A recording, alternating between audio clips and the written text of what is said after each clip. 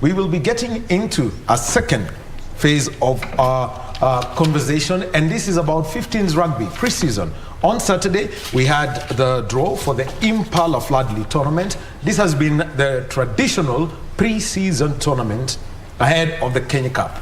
So the 2022-2023 Kenya Cup season is going to start on the 26th of November. And ahead of that, we've got two tournaments. One in Nairobi, the Impala Floodlit, and one that caters for the teams out there. And we are with Eric Ondieki, who's joining us via Zoom from Kisumu, and this is and he's going to be speaking about the Victoria 15s.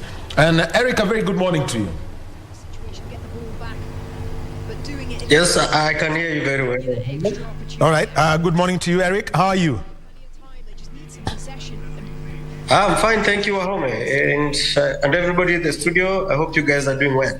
Yes, we're doing very well. Thank you for joining us this morning from Kisumu City, and to talk about the Victoria 15s, a second pre-season tournament ahead of the Kenya Cup and the championship. So, first things, Kisumu RFC and the Western Circuit doing this tournament. How did you start it off? Thank you, Wahome, and first of all, let me thank you to KBC for according us this opportunity to be able to share our Victoria 15's pre-season tournament story as a Western region. So this is an idea that was conceived towards the end of the 7th circuit when we converged in Kakamega. The idea was that now, why don't we have a 15th tournament that covers Nyanza, Western, and South Beat for us to be able to use this tournament to prepare ourselves ahead of the season. That idea was conceived. Then the next step was to have the tournament sanctioned. So we established a small working committee, and we said Kisumu RFC, being that we are at the center of this discussion, so we took it up and made the first formal application to Kenya Rugby as per the guidelines. So we got sanctioning sometime in September. That's when the tournament was now fully sanctioned, meaning that it's recognized by Kenya Rugby. We can get referees from Kenya Rugby, we can source for sponsorship. It is now a formal thing, and we're in the calendar of Kenya Cup. So basically ours was to offer our teams a chance to have a platform on preparations ahead of the season. We realize most teams, for us to participate in these tournaments, we have to go to Nairobi. And for us to travel to Nairobi, it means you incur expenditure, and the allocation at Impala Floodlights cannot cater for everyone. So if you look at that structure now, if you look at the structure of Victoria 15s, it takes a structure whereby we brought all teams from nationwide, championship, and Kenya Cup. And these are about 17 teams. Actually, we had about 18 teams in the initial discussion. But later on, Maseno University, of Eldoret, they withdrew so that they can participate in the Kenya Universities League that was established. So, to have the draws done to cater for this team. So for us, we're looking at it as a big tournament for us that will be done annually. That will assist these clubs to be able to gauge their strength, their preparation ahead of the season. Basically for Kisumu RFC, we've had intense training for 12 weeks. And for us to know where we are and the aim of going back to Canada, this gives us a better platform. So last week we had a knockout stage being played at 3 different venues. That is the Eldoret Sports Club, Kakamega, Bullring. Okay, Eric. Yes. Eric, let me come to you, and just to try and mention, once you came together as the Western side, and you had this conversation. Looking at it, you've got university sides playing, and also you've got sides based in Bungoma, Siaya, Eldoret, Kitale, Vihiga, Mbale, all coming together. What was the real reaction of these clubs after you got to tell them, we can do something around here so that you don't have to incur the cost? Basically, all the clubs were excited, especially Cabral most, being the core club. They were very excited. They wanted us to have one of our own tournament, and they received it very well. And all clubs are saying that this is the way to go. So the tournament is not going to stop at any time. It will be played annually around the same time. So clubs are very happy. And from the reaction that we saw last week, no club needs to honor their matches. All clubs that were supposed to play honor their matches. That is exemplary to us. Clubs have received it. Universities, yes, they received the idea of this tournament because they are also part of Kenya Rugby participating teams. But with the introduction of Varsity League, I think most of them opted to play among as their peers, and we agree with them. We hope that next year we'll have them on board. All right. Now, let me come to the first weekend. Matches being played. Vihiga Granites playing against Mbale. That is basically, a Vihiga battle. And Western Bulls playing against Bungoma, winning 44-5. And your club is the one that I will mention last. And then there was this close battle between Eldoret and Kitale. Tell us first about those three matches. So if you look at those matches, look at Western Kenya. Let's start from there. It has the bulk of rugby players, bulk of rugby playing high schools. And if you look at the national games that ended just recently, it will tell you that there is a lot of talent in that area. So looking at Mbale and Vihiga Granites coming from one of the smallest counties, but being able to produce two teams, that is excellent. I know there's a lot of development and support coming in from Masinde Muliro University. Cabras is trying to put in some effort to supplement them. To us, it's a good way to go. And seeing clubs like Vihiga Granites, Mbale come on board, they're knocking on the door. Look at what happened in Eldoret. I mean, Eldoret, Kitale RFC is a nationwide side, taking on a championship side. Remember, Eldoret RFC finished 2 positions ahead of Kisumu RFC at last season's fixtures. And Kitale RFC were just almost getting to qualify. They lost at the semis to Zetek University.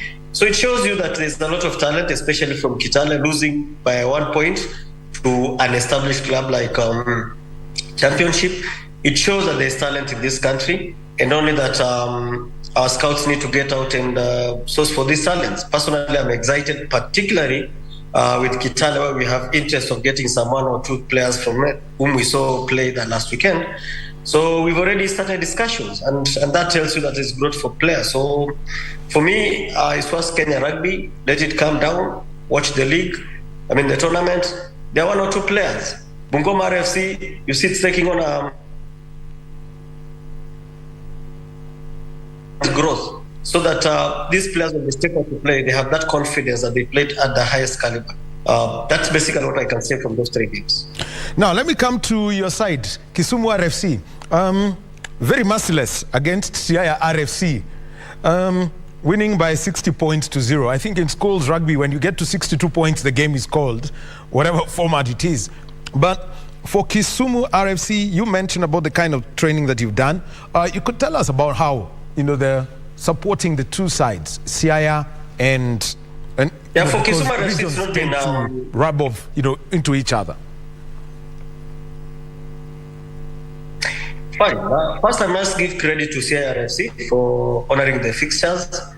We did support them in terms of transport as a club. They didn't have finances, so we had to support them and supplement 1 or 2 things for them to be able to honor the game. Kudos to their management and the chairman, Ken Orange. So for Kisumu RFC preparation, it has been an intense training of 10 weeks because we were disrupted by the election, so we lost a few weeks in. I remember we had hired a fresh technical bench, Lawi Buyaki, the established rugby player, the level 2 coach, excellent. So we really, and then we brought in technical in terms of SMT, We got people from Cabras, technical bench, Jerome, Carlos Mula, all they are here trying to beef up this squad in terms of training. We've availed all the training equipment. I think the team is fantastic. They're in good shape. And looking at what we really invested in this club, and again, over and above that investment, as Kisumu FC, we also try to establish structures in terms of growth of the game. So currently around us, we have about 4 secondary schools that we introduce rugby in them. We also have a program for them that they normally come in every Saturday, and these students are taken through rugby. And not only rugby, we also take them through life skills. So we give them a talk, we do encourage them positively. And once the transition, like now in Kisumu FC, we have 3 players whom we are supporting in terms of school fees at Kisumu Polytechnic. So it's a win-win situation. And for us, we look at this tournament as a great milestone for us. So nevertheless, we're not looking at the scores of 69-0. What we're looking at is we're testing our structure to see whether we can tick all the boxes right. We are not up to that point, but I know this weekend again, we're taking on City, which is one of our big matches. City has been to Kenya capacity also. Okay. And Eric, let me now talk about the sides that were given by University of Eldoret, Kisii, Cabras Sugar, and Masinde Muliro University. We know Masinde Muliro University, they've turned out to be one of the most formidable sides in the Kenya Cup. Cabras Sugar, defending champions, Kisii have been up there. What outlook have you picked up from these 4 sides and the kind of competition they'll offer in the coming weekend?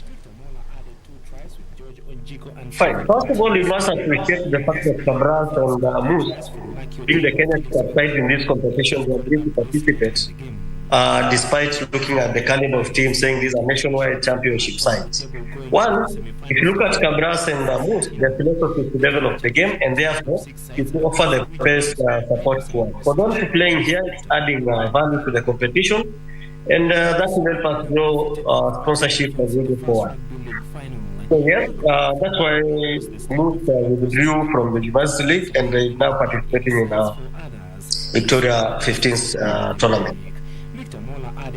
Well, that's the team that is in local rugby circles now, nicknamed Kisiagi. And look, let's just give us the outlook of the quarterfinals that are going to be played this weekend. Fantastic. I think this weekend we'll be seeing some nice rugby taking on. Remember now, Mbale RFC will be able to take on Cabras, big boys. So you're throwing these young boys, young players, taking on Mbale, taking on Cabras. They'll be playing in Kisumu, Mamboleo Showground. Kisumu will be taking on Kisii, who got a bye at Maseno with the drill.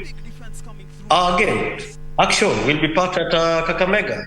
We're here to settle on the venue. The discussion is discussing between Bulls and Moose, who wants to host. Because remember last weekend, Bullring was hosting the double header. So again, Eldoret is traveling down to play. Eldoret is meeting Moose, and I think Bulls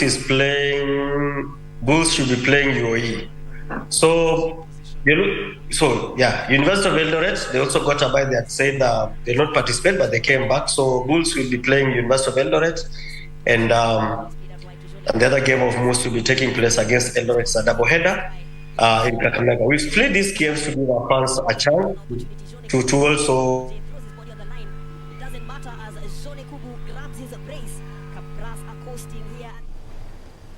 Okay, yes, we are in conversation with Eric Ondieki, who is the Vice Treasurer of Kisumu RFC, and the conversation that we're having is about Victoria 15s. This is a pre-season tournament for 15s rugby that features teams that are from Nyanza, Western, and the South Rift, and he's just given us an outlook on the quarterfinals that are going to be played next weekend. Mbale playing against Cabras, Kisumu RFC playing against Kisii, Western Bulls against University of Eldoret, and Eldoret playing against Masinde Muliro University of Science and Technology.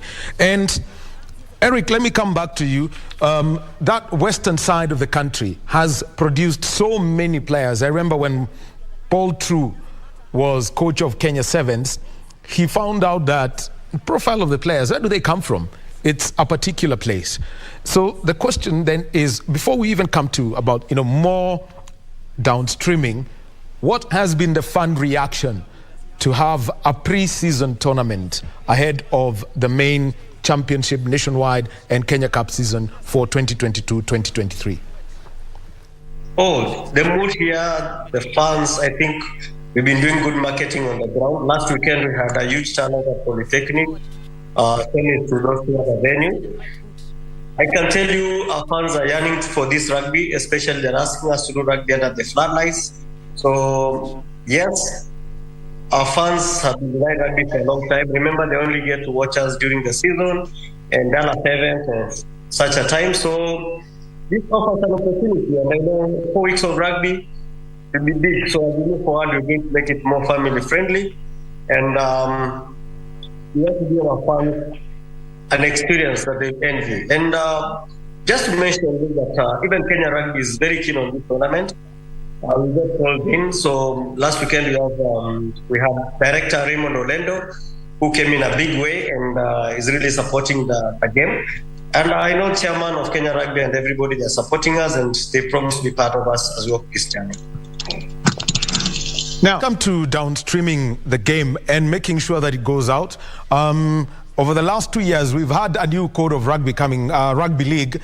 The national champions are from Nyamasaria, that place as you get to Kisumu town. How do you intend to keep the youngsters moving on and on with rugby union through the school system and also blooding them to the clubs in the region? I must say that it's good to have at least variety in the market. So if you can't play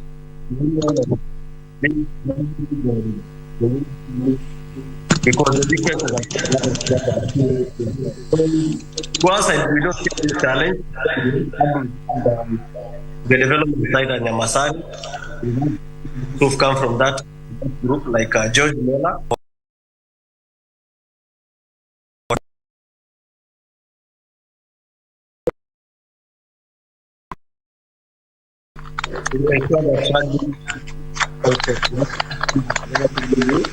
So they are still setting up structure, but as they set up structure, we also have to opportunity the players to audition. One of them who win the country and the set of them. And this, if you look at globally, go to Japan, go to New Zealand. The players who leave, the season is over, they go play rugby league, then they come back to rugby union. So to us, it's not any different. It's just coexistence. And as you said, rightfully, out to spread it to school. Like I said, Kisumu is now having 4 secondary schools. We hope we've already started it with one of the private international schools around. So we hope next year to hit the ground and maybe get 1 or 2 primary schools on board. Okay, Eric, we'll be taking a short break and come to you so that we can close this conversation and you can talk about the kind of support that you're getting from the corporate world, opportunities that you may be exploring with the county governments, because we know sport is a devolved function. So we'll be taking just a short break and come back and close this conversation with Eric Ondieki, Vice Treasurer, Kisumu RFC.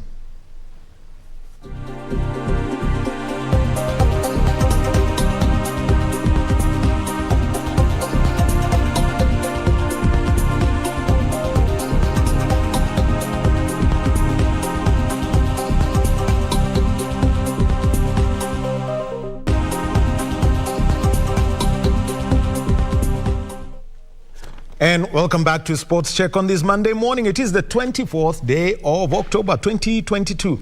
And like you can see right here, on your screen, you can see it right here, 27 days to the FIFA World Cup Qatar 2022. KBC Channel 1 will be broadcasting that tournament. We're counting down the days one by one and giving you news about that tournament every day. We continue with our conversation, and this is about 15s Rugby, a pre-season tournament that has been organized by Kisumu RFC, and they're looking at teams from Nyanza, we've got teams also coming in from the Western and also from the Central and South Rift. And already the pre-quarterfinals were played over the weekend. Kisumu RFC 60, CI RFC 0, Western Bulls 44, Bungoma 5, Eldoret and Kitale 16-15, a 1-point game, and Vihiga Granites against Mbale 31-15. The quarters to be played in on the 29th of October. And we are with Eric Ondieki, who's the vice treasurer of Kisumu RFC, who are the organizers of this tournament. And, you know, after so much speaking about the tournament and, you know, how to downstream, now it's about collaborations, because you've got to sustain the game in one way or another. And we're talking about fans. One, what kind of partnerships are you getting from the Western region to keep supporting development and also, you know, keep supporting the clubs? Eric.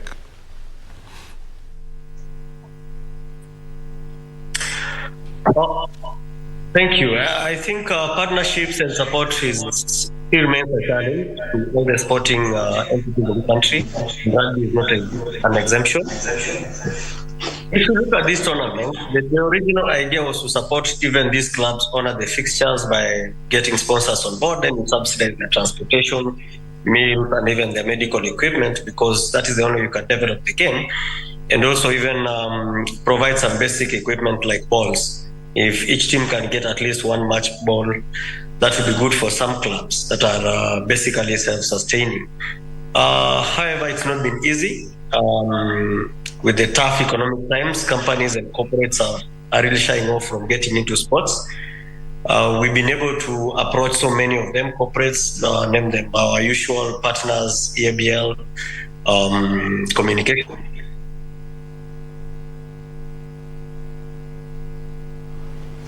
Well, we all know what happens with technology, but we're with Eric Ondieki, Vice Treasurer. Kisumu RFC, speaking about the Victoria 15s, and we're at the point where we're having a conversation, and this is about finances and the kind of support that you get from the county governments, sport being a devolved function. So, Eric, if you're, you know, with us, you can join us and, you know, continue that kind of support that you're getting from the region.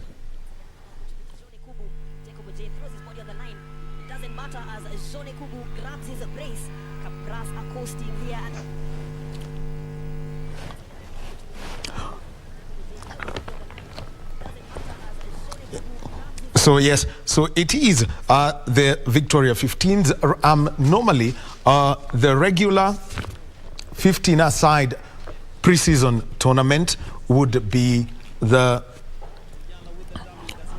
Impala Flood League tournament that whose draw was done over the weekend. But this time round, to help keep the game going and to support it all around, you know, the Western Circuit, where there's a lot of rugby activity, there's a Victoria 15th. So there you have got Kisumu RFC organizing this. They played against CIRFC. Kisumu won 60 points to 69-0. Western Bulls 44-5 winners over Bungoma RFC at the Bull Ring. That's basically the home of Kabras Sugar, and you can also think of all the teams from Kakamega. Then also we have got Eldoret 16-15 winners over Kitale RFC. So they got it. Vihiga Granite 31-15 winners over Mbale. So the quarterfinals, they will be played in the coming weekend. So already the draws are done, and Mbale will be playing against Kabras, Kisumu against Kisii, Western Bulls against University of Eldoret, and Eldoret playing against Eldoret RFC to be played against Masinde Muliro University of Science and Technology. So here we are, and we are happy to have Eric back after, you know, a little bit of that happened. So here we are, and it's a straight conversation about the kind of support that they're getting. Eric, over. Sorry if that you dropped, but yeah, you can finish your statement on the kind of support you're getting before we move on to involvement with the county government. Sorry, it's all about technology. I mean, so far so good. Right now, we can't say that we have any major support from corporate around. Have this discussion go on for some time now. month and something, and we're still talking to some who've been loyal partners. But so far, I want to appreciate Kisumu specialists, who are our main sponsors of Kisumu FC. Remember our shirt; those are our main sponsors. They are coming on board to supplement some water, medical aspects, ambulances. So yes, they're coming on board. We've been able to talk to Nightingale Hospital, who came on board last weekend, provided ambulance services. So yes, but the biggest person I must thank sincerely is Director Raymond Olendo.